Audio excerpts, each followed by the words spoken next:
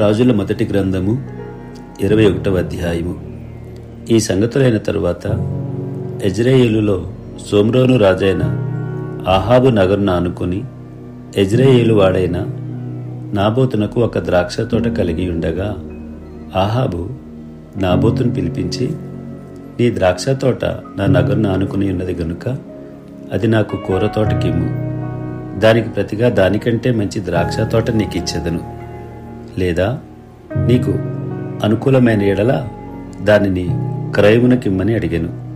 అందుకు నాబోతు, నా పితరార్జితమును నీకిచ్చుటకు నాకు ఎంత మాత్రమునో వల్లపడదని చెప్పగా, నా పితరార్జితమును నీకు ఈయనని యెజ్రెయేలీయుడైన నాబోతు తనతో చెప్పిన దానిని బట్టి ఆహాబు మూతి ముడుచుకుని వాడై కోపంతో తన నగర్నకు పోయి మంచం మీద పరుండి ఎవరితోనూ మాటలాడకయు భోజనం చేయకయు యుండెను.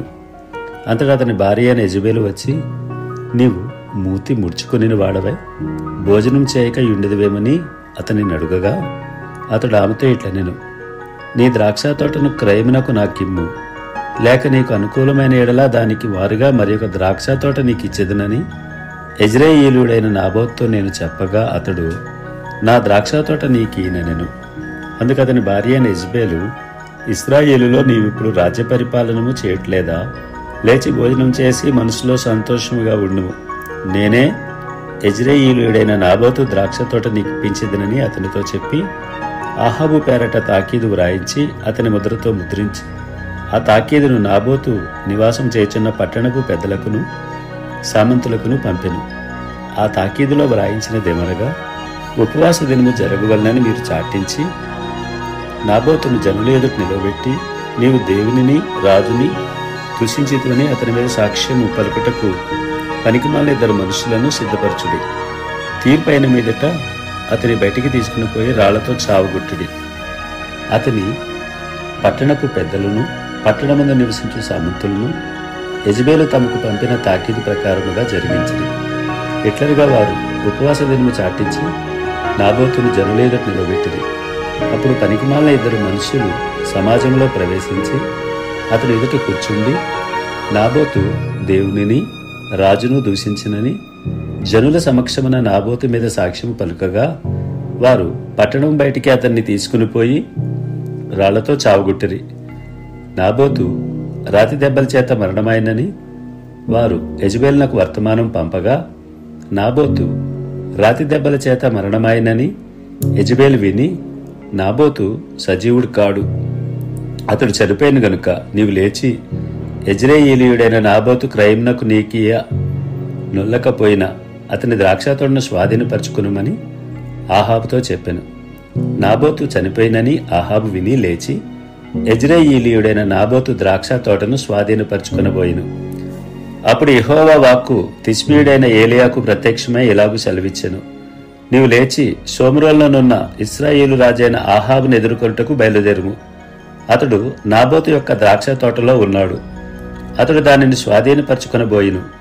నీవు అతని చూచి ఇలాగూ ప్రకటించుము, యెహోవా సెలవిచ్చినదేమనగా, దీని స్వాధీనపరచుకొనవలనని నీవు నాబోతును చంపితివి గదా. యెహోవా సెలవిచ్చినదేమనగా, ఏ స్థలమందు కుక్కలు నాబోతు రక్తమును నాకెనో ఆ స్థలమందే కుక్కలుని రక్తమును నిజముగా నాకునని అతనితో చెప్పెను. అంతటా ఆహాబు ఏలియాను చూచి, నా పగవాడా, నీ చేతిలో నేను చిక్కుబడితినా అని పలుకగా, ఏలియా ఇట్లనెను, యెహోవా దృష్టికి కీడు చేయుటకు నిన్ను నీవే అమ్ముకొని ఉన్నావు గనుక నా చేతిలో నీవు చిక్కితివి. అందుకు యెహోవా ఇలాగు సెలవిచ్చెను, నేను నీ మీదికి అపాయము రప్పించెదను, నీ సంతతి వారిని నాశనము చేతును. అల్పులేమి గనులేమి ఇశ్రాయేలు వారిలో ఆహాబు పక్షమున ఎవరినూ లేకుండా పురుషులనందరినీ నిర్మూలన చేతును. ఇశ్రాయేలు వారు పాపం చేయుటకు నీవు కారకుడివై నాకు కోపం పుట్టించితివి గనుక నెబాతు కుమారుడైన యెరోబాము కుటుంబమునకును అహీయా కుమారుడైన బయెసా కుటుంబమునకును నేను చేసినట్లు నీ కుటుంబమునకు చేయుదునని యెహోవా సెలవిచ్చుచున్నాడు. మరియు యెజబెలును గూర్చి యెహోవా సెలవిచ్చినదేమనగా, యెజ్రెయేలు ప్రాకారం వద్ద కుక్కలు యెజబెలును తినివేయును, పట్టణమందు చచ్చు ఆహాబు సంబంధులను కుక్కలు తినివేయును, బయటి భూములలో చచ్చువారిని ఆకాశ పక్షులు తినివేయును అని చెప్పెను. తన భార్య అయిన యెజబెలు ప్రేరేపణ చేత యెహోవా దృష్టికి కీడు చేయ తన్ను తాను అమ్ముకొనిన అహాబు వంటి వాడు ఎవడనూ లేడు. ఇశ్రాయేలీయుల ఎదుట నిలువకుండా యెహోవా వెళ్ళగొట్టిన అమోరీయుల ఆచార రీతిగా విగ్రహములను పెట్టుకుని అతడు బహుహేయముగా ప్రవర్తించెను. అహాబు ఆ మాటలు విని తన వస్త్రములను చింపుకొని గోనెపట్ట కట్టుకుని ఉపవాసం ఉండి గోనెపట్ట మీద పరుండి వ్యాకుల పడుచుండగా యెహోవా వాక్కు తిష్బీయుడైన ఏలియాకు ప్రత్యక్షమై ఇలాగు సెలవిచ్చెను. అహాబు నాకు భయపడి వినయముగా ప్రవర్తించుట చూచితివా? నాకు భయపడి అతడు వినయముగా ప్రవర్తించుట చేత ఆ అపాయము అతని కాలమునందు సంభవింపకుండా ఆపి అతని కుమారుని కాలమునందు అతని కుటుంబీకుల మీదకి నేను దాన్ని రప్పించెదను. రాజుల మొదటి గ్రంథము 22వ అధ్యాయము. సిరియనులను ఇశ్రాయేలు వారును 3 సంవత్సరములు ఒకరితో ఒకరు యుద్ధము జరిగింపక మానిరి. 3వ సంవత్సరమందు యూదా రాజైన యెహోషాపాతు బయలుదేరి ఇశ్రాయేలు రాజునకు రాగా, ఇశ్రాయేలు రాజు తన సేవకులను పిలిపించి, రామోత్ గిలాదు మనదని మీరెరుగుదురు. అయితే మనము సిరియా రాజు చేతిలో నుండి దాన్ని తీసుకొనక ఊరుకున్నామని చెప్పి, యుద్ధం చేయుటకు నాతో కూడా నీవు రామోత్ గిలాదునకు వచ్చేదవా అని యెహోషాపాతును అడిగెను. అందుకు యెహోషాపాతు, నేను నీవాడనే, నా జనులు నీ జనులే, నా గుర్రములను నీ గుర్రములే అని ఇశ్రాయేలు రాజుతో చెప్పెను. పిమ్మట యెహోషాపాతు, నేడు యెహోవా యొద్ద విచారణ చేయుదుము రండని ఇశ్రాయేలు రాజుతో అనగా, ఇశ్రాయేలు రాజు దాదాపు 400 మంది ప్రవక్తలను పిలిపించి, యుద్ధము చేయుటకు రామోత్ గిలాదు మీదికి పోకుందమా అని వారిని అడిగెను.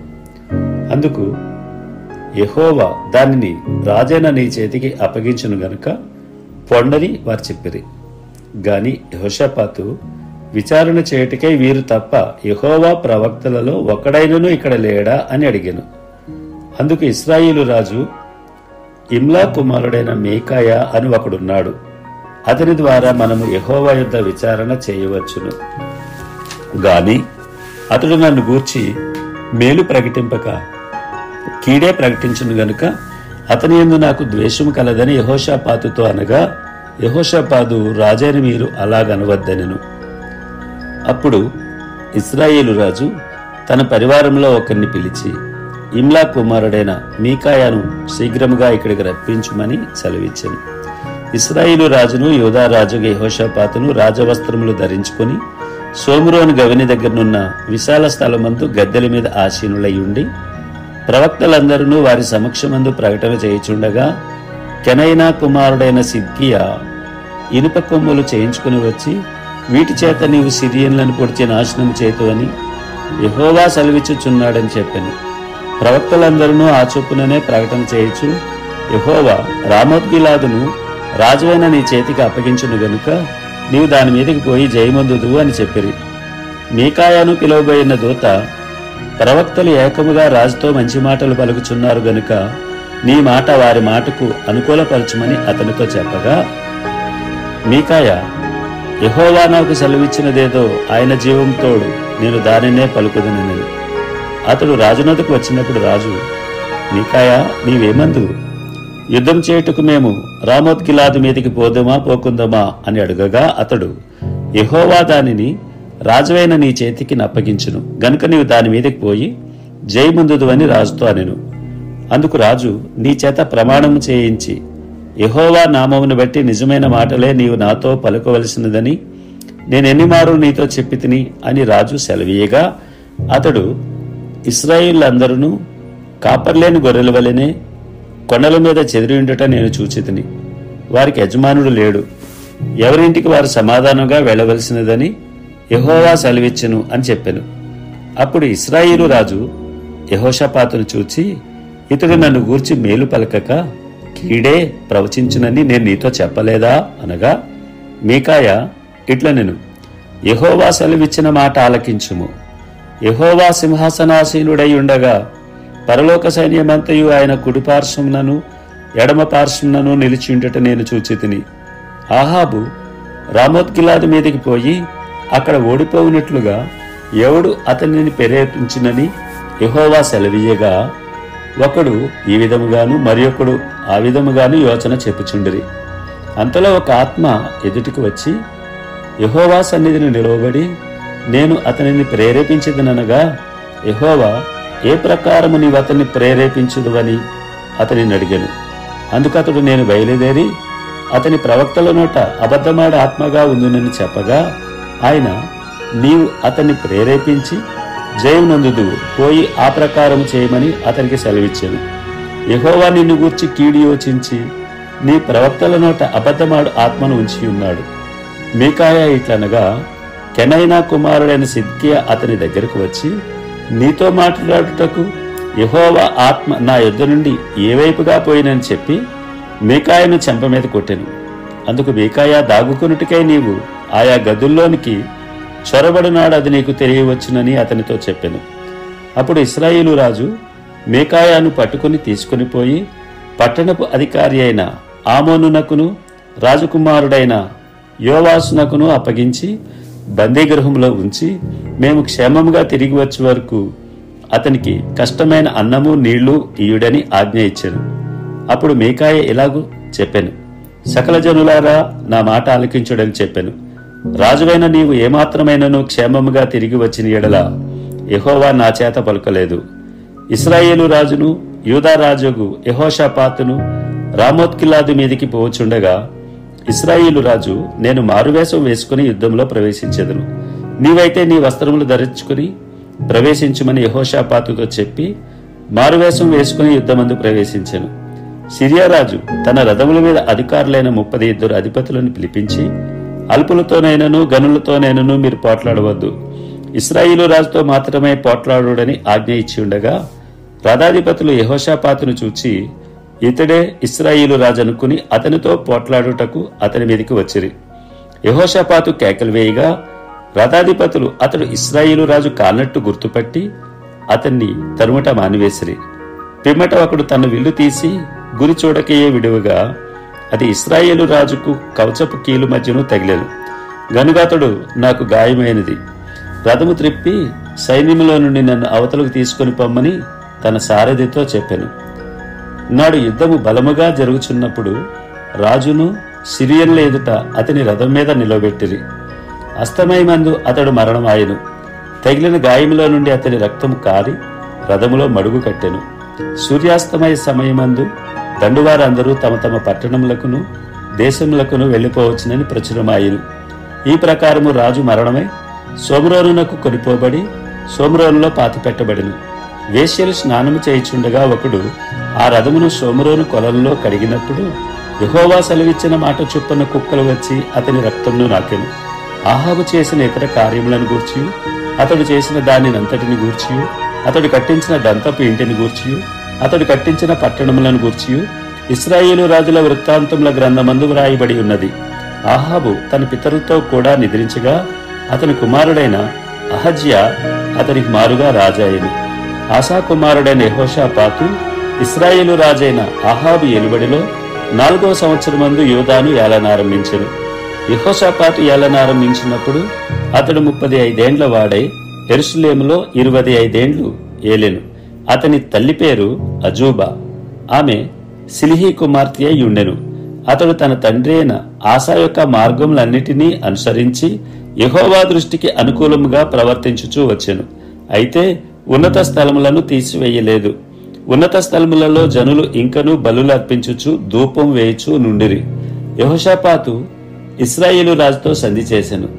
యెహోషాపాతు చేసిన ఇతర కార్యములను గూర్చియు, అతడు కనుపరిచిన బలమును గూర్చియు, అతడు యుద్ధము చేసిన విధమును గూర్చియు యూదారాజుల వృత్తాంతముల గ్రంథమందు వ్రాయబడి ఉన్నది. తన తండ్రి అయిన ఆసా దినములలో శేషించి ఉండిన పురుషుగాములను అతడు దేశంలో నుండి వెళ్లగొట్టెను. ఆ కాలమందు ఏదోము దేశమునకు రాజు లేకపోయెను. ప్రధాని అయిన ఒకడు రాజ్యపాలనము చేయుచుండెను. యెహోషాపాతు బంగారం తెచ్చుటకై ఓఫీర్ దేశమునకు పోవుటకు తర్షీషు ఓడలను కట్టింపగా ఆ ఓడలు బయలుదేరక ఎస్సోన్గెబెరు నొద్ద బద్దలైపోయెను. ఆహాబు కుమారుడైన అహజ్యా, నా సేవకులను నీ సేవకులతో కూడా ఓడల మీద పోనిమ్మని యెహోషాపాతును అడుగగా యెహోషాపాతు దానికి ఒప్పలేదు. పిమ్మట యెహోషాపాతు తన పితరులతో కూడా నిద్రించి తన పితరుడైన దావీదు పురమందు తన పితరులతో కూడా పాతిపెట్టబడెను. అతని కుమారుడైన యెహోరాము అతనికి మారుగా రాజాయెను. ఆహాబు కుమారుడైన అహజ్యా యూదారాజైన యెహోషాపాతు ఏలుబడిలో 17వ సంవత్సరమందు షోమ్రోనులో ఇశ్రాయేలును ఏలనారంభించి 2 సంవత్సరములు ఇశ్రాయేలును ఏలెను. అతడు యెహోవా దృష్టికి చెడుతనము జరిగించి తన తల్లిదండ్రులిద్దరి ప్రవర్తనను, ఇశ్రాయేలు వారు పాపం చేటుకు కారకుడైన నెబాతు కుమారుడగు యెరోబాము ప్రవర్తనను అనుసరించి ప్రవర్తించుచూ వచ్చెను. అతడు బయలుదేవతను పూజించుచు వానికి నమస్కారము చేయించు తన తండ్రి చేసిన క్రియలన్నిటి చొప్పున జరిగించుచు ఇశ్రాయేలీయుల దేవుడైన యెహోవాకు కోపము పుట్టించెను.